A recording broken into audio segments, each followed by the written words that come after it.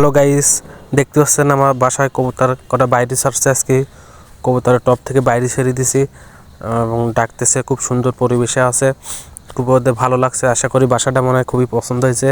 নিচে ছেড়ে দিছি কবুতর কয়টা,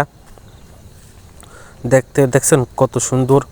এরকম কার না কি ভালো লাগে, বিকালের টাইমে যদি এরকম থাকে না বাসায় কবুতর, খুব খুব সুন্দর লাগে। যারা কবুতর প্রেমিক আছে এবং কবুতর ভালোবাসে তাদের জন্য এই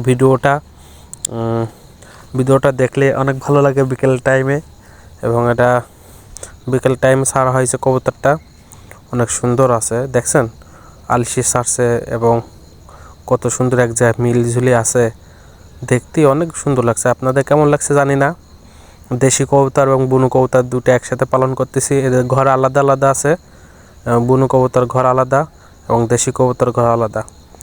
এদের কম টাকা, ভালো মানের কবুতর, এই জন্য কিনছি।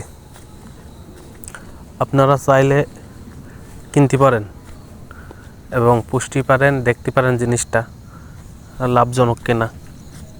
আশা করি লাভজনক হবে এবং